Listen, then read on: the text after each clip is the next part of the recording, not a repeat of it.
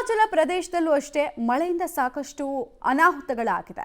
ಭಾರೀ ಮಳೆಗೆ ಕಾರು ಮತ್ತು ವಾಹನಗಳು ಕೊಚ್ಚಿ ಹೋಗಿದೆ.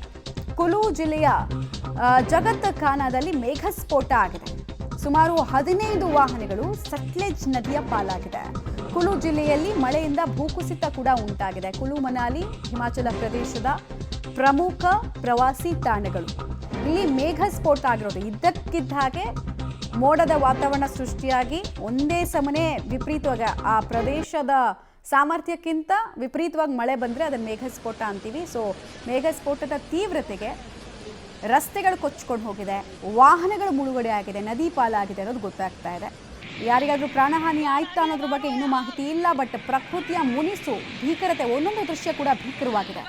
ನೀರಿನ ಫೋರ್ಸ್ ನೋಡ್ತಾ ಇದ್ದೀರಾ ಯಾವ ರೀತಿ ಇದೆ ಅಂತ. ಕಾರ್ಗಳೆಲ್ಲ ಆಟಿಕೆಗಳಂತೆ ಕೊಚ್ಕೊಂಡು ಹೋಗ್ತಾ ಇದೆ. ಪ್ರಕೃತಿಯ ಮುಂದೆ ಅಗೇನ್ ಮನುಷ್ಯ ಮಾಡಿದ ಎಲ್ಲವೂ ನಗಣ್ಯ ಅನ್ನೋದು ಈ ದೃಶ್ಯದ ಮೂಲಕ ನಾವು ನೋಡ್ಬೋದು. ನೋಡಿ, ಅಷ್ಟು ಅಪಾಯಕಾರಿ ಪ್ರದೇಶದಲ್ಲೂ ಒಬ್ರು ವಿಡಿಯೋ ಮಾಡ್ಕೊಂಡು ಅದನ್ನು ತೋರಿಸಿದ್ದಾರೆ.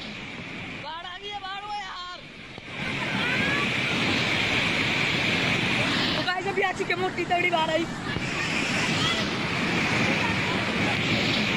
बाढ़ आ गई है, बाढ़ हो यार। तो गाइस अभी आ चुकी है मोटी तगड़ी बाढ़ आई, बाढ़ आ गई है, बाढ़ हो यार।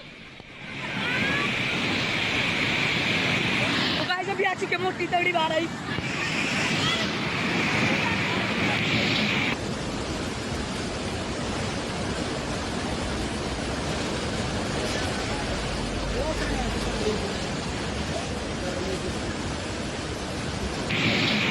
बाढ़ आ गई है, बाढ़ हो यार।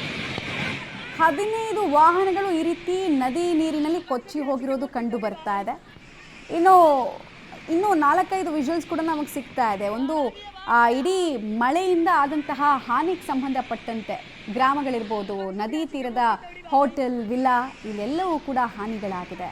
ಪ್ರಳಯದಂತಹ ಸನ್ನಿವೇಶವನ್ನು ಈ ಬಾರಿ ಕೂಡ ಹಿಮಾಚಲ ಪ್ರದೇಶ ನೋಡ್ತಾ ಇದೆ. ಲಾಸ್ಟ್ ಟೈಮ್ ಇದೇ ರೀತಿ ಜೂನ್-ಜುಲೈ ತಿಂಗಳಲ್ಲೇ ಮಳೆಯಾಗಿ ಸಾವಿರಾರು ಕೋಟಿ ಲಾಸ್ ಆಗಿತ್ತು. ಭಾಗಶಃ ಹಿಮಾಚಲ ಪ್ರದೇಶ ನಾಶ ಆಗಿತ್ತು.